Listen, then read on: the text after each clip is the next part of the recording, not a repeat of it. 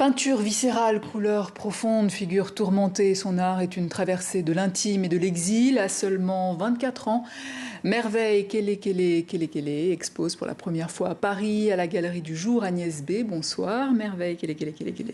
Bonsoir. Bienvenue dans Mon Instabilité, c'est le nom de votre expo. Vos œuvres sont habitées de créatures étranges, comme on va le voir, et de symboles. Que disent-elles de vos émotions intérieures ? Elles disent qu'il y a beaucoup de doutes, beaucoup de questionnements, beaucoup d'espoir aussi. On navigue entre, surtout nous en tant que jeunes de cette génération, on navigue entre le doute, le courage, l'espoir, l'envie, la peur, parce que tout change et on est tous de plus en plus conscients de ce qui se passe dans ce monde. Et cette exposition, c'est ça, c'est une remise en question par rapport à moi, par rapport à ce que je veux, ce que je veux être et ce que je ressens. Donc c'est plus qu'une instabilité personnelle, c'est aussi ce qui résonne avec le monde actuel c'est ça, c'est qui nous entoure.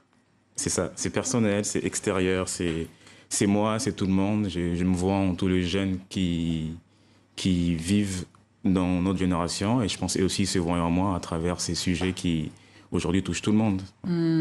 Alors vous avez quitté la RDC enfant pour vivre en Belgique, en Espagne, au Portugal et maintenant en France. Comment ce parcours d'exil se retrouve-t-il sur vos toiles ? Elle se retrouve par des différentes influences. En fait, dans mes toiles, il y a beaucoup de choses qui sont venues d'ailleurs. Partout où je suis passé, il y a des gens importants qui m'ont appris des choses, qui m'ont donné un peu de graines. Et cette graine-là, c'est celle que je vais mettre dans chaque touche, chaque fleur, chaque signification. Ce sont des créatures, mais c'est plus des âmes. Et c'est des âmes que j'ai rencontrées au fur et à mesure de cette expérience et de ces tours du monde un peu avec ma famille. Alors vous parlez d'une peinture comme un moyen de rompre l'oppression. Quel démon ou quelle oppression essayez-vous d'exorciser à travers cet art ? Je pense que j'essaie de me rompre moi-même finalement.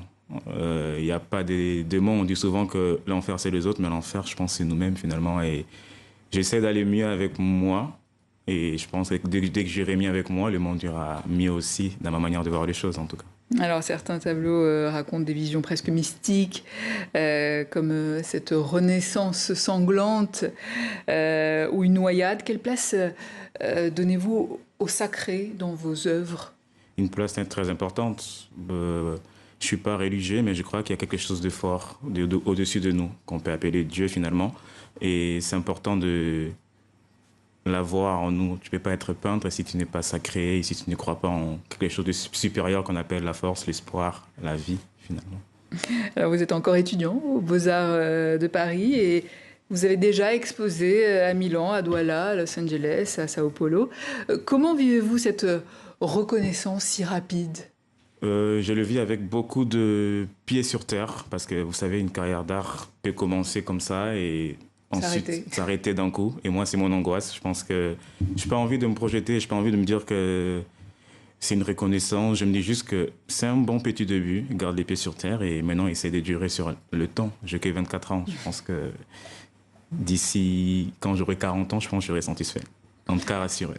C'est la première fois que vous exposez en France. Quelle image ou message de vous voulez laisser aux visiteurs de cette expo ?